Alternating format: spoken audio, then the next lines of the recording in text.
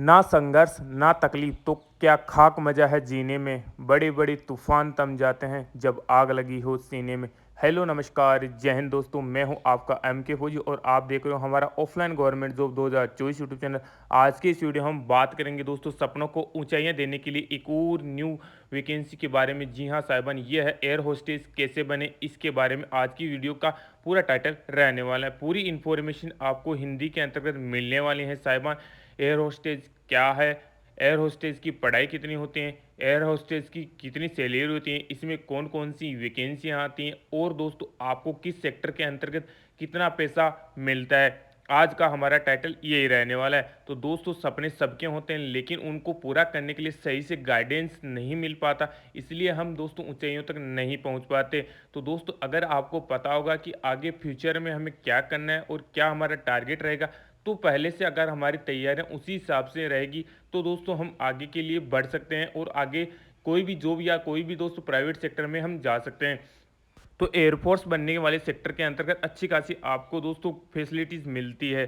तो पहले सबसे पहले हम यही जानते हैं कि how to become air hostess, यानी एयर होस्टेस बनने के लिए आप में क्या क्या होने चाहिए गुण। तो सबसे पहले उसी कड़ी के अंतर्गत आपकी एलिजिबिलिटी जान लेते हैं साहिबान। तो एलिजिबिलिटी के अंतर्गत आपको दोस्तों पास होना चाहिए 12th, किसी भी स्ट्रीम से हो वो कोई मायने नहीं रखता, यानी आप साइंस से हो, आर्ट्स से हो या किसी बायोलॉजी से हो, किसी भी सब्जेक्ट से हो आपको 12th पास होना चाहिए। इसके अलावा अगर आप ग्रेजुएट भी पास है किसी भी स्ट्रीम से, मान लो कई बार ग्रेजुएट पढ़ने के बाद हमारा सपना होता है कि नहीं यार हम गलत फील्ड में आ गए, हमको एयर होस्टेस बनना था, तो भी आप दोस्तों एयर होस्टेस बन सकते हैं आफ्टर द ग्रेजुएशन। ग्रेजुएशन के बाद में दोस्तों हाँ, हालांकि आप और भी ऊंची पोस्ट के ऊपर जा सकते हो, क्योंकि दोस्तों आप 12th पास बन के एयर होस्टेस बन सकते हो और ग्रेजुएट पास करके आप एयर होस्टेस की इंस्ट्रक्टर बन सकते हो या एयर होस्टेस की अपर हेड बन सकते हो। आपकी जो एज की लिमिट है दोस्तों वो होनी चाहिए 18 साल से लेकर 25 साल। मिनिमम 18 साल होनी चाहिए और मैक्सिमम 25 साल तक होनी चाहिए।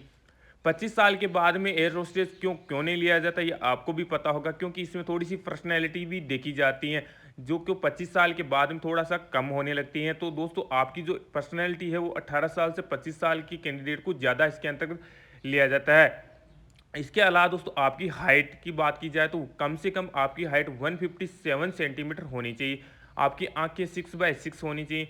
फिजिकली आप फिट होने चाहिए। दो लैंग्वेज का आपको ज्ञान होना चाहिए, कोई सी भी दो लैंग्वेज हो, मोर देन टू, यानी दो या दो से अधिक लैंग्वेज का आपको ज्ञान होना चाहिए। पॉजिटिव आपका एटीट्यूड होना चाहिए। गुड कम्युनिकेशन स्किल होना चाहिए, यानी दोस्तों आपको बात करने का अच्छे से ज्ञान होना चाहिए, क्योंकि दोस्तों आपको पता होगा जब आप प्लेन के अंतर्गत जाओगे तो आपको जो क्रू में होंगे वो आपको दोस्तों समझाने, आपके जो पैसेंजर होंगे उनको समझाने का आपको ज्ञान आना चाहिए।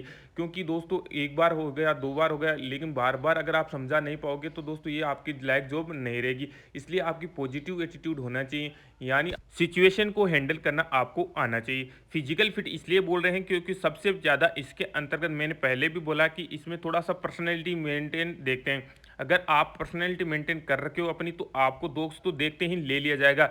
सबसे मेन इसमें यही है, क्योंकि दोस्तों आपको पता होगा एयर होस्टेज के लिए, क्योंकि जो वीआईपी जाते हैं और नॉर्मली भी जाते हैं जब एयर की सैर करने के लिए, तो दोस्तों आपको पता होगा वहाँ पे जो आपने देखा भी होगा कि वहाँ की जो एयर होस्टेज होती है वो कितना अपने आप को मेंटेन रखती है। इसीलिए दोस्तों आपको भी मेंटेन रखना है जब आप इसके लिए इंटरव्यू देने जाओगे तो इसके अंतर्गत आपको अभी लेके चलते हैं कि इसके अंतर्गत और होता क्या क्या है। तो इसके अंतर्गत सबसे पहले जान लेते हैं दोस्तों, वैसे तो आप इसमें डायरेक्ट भी जा सकते हैं लेकिन कुछ कोर्सेज और कुछ ट्रेनिंग्स होते हैं जिनको दोस्तों आप कर लोगे तो आप दोस्तों आपको जाने के लिए और भी सहूलियत हो जाएगी, यानी आप तुरंत जा सकते हो। क्योंकि आपको किसी चीज़ के बारे में थोड़ा सा पता होगा तो आप उस फील्ड के अंदर थोड़ा और एक्स्ट्रा कर सकते हो, बजाय अगर आप फ्रेशर के रूप में जाओगे तो आपको उतना पता नहीं रहेगा, जैसे कम्युनिकेशन स्किल कैसे हैंडल करना है वैसे पता नहीं रहता। तो इसलिए आपको थोड़ा सा कोई एक कोर्स मैं बताने जा रहा हूँ वो कोर्स कर लेना है। अगर वो कोर्स कर लोगे तो दोस्तों आपको तुरंत ये जॉब भी मिल जाएगी और आप प्राइवेट सेक्टर के अंतर्गत भी अप्लाई कर सकोगे, क्योंकि एविएशन ऑफ इंडिया भी दोस्तों कई बार समय समय पर वैकेंसियाँ निकालती रहती है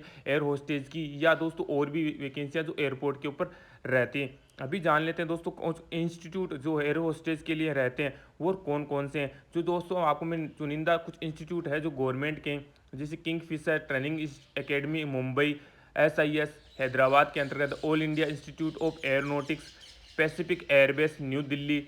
इसके अलावा Indian institute of aviation management Tamil Nadu, Rajiv Gandhi memorial college of aeronautics. ये कुछ दोस्तों कॉलेज और इंस्टीट्यूट है जहाँ पे आपको एयर होस्टेस कैसे बनते हैं या दोस्तों मैनेजमेंट क्या करना है आपको, आपका काम क्या होता है, ये सारी चीज़ें आपको सिखाया जाता है।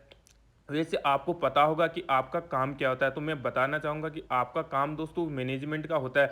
इसके अंतर्गत आप दोस्तों जब हवाई सफ़र करोगे तो उसके अंतर्गत आपको सबसे पहले तो समझाने का काम होता है कि आप सीट बेल्ट पहनिए, ये करिए। और दोस्तों उसके अलावा आपको उनकी डिमांड्स रहती हैं कुछ पैकेजिंग फूड की, तो वो फूड सप्लाई का काम भी आपको ही करना होता है। ये सारी चीज़ें आपको करनी होगी।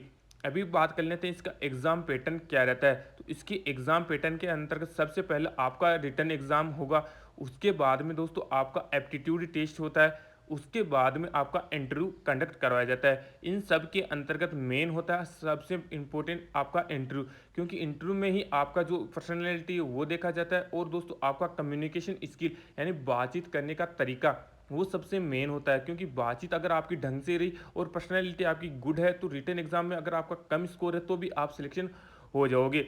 इसके अलावा बात करते हैं इसकी सैलरी की। तो सैलरी की बात मैं इसलिए नहीं छोड़ रहा हूँ क्योंकि दोस्तों इसके अंदर अगर आप सेक्टर की बात करते हैं, गवर्नमेंट सेक्टर में जाओगे तो भी अच्छी सैलरी है, बल्कि और अगर आप प्राइवेट सेक्टर के अंतर्गत एयरलाइंस पे डिपेंड करता है। नॉर्मल सैलरी की बात करें तो 20,000 से लेकर 50,000 आपको दिए जाएंगे। अदरवाइज जैसे कुछ एयरलाइंस ऐसी भी है दोस्तों जो विदेशों के अंतर्गत आपको हवाई सफ़र करवाएगी और साथ ही साथ आपको सैलरी भी 3 गुना दे देगी।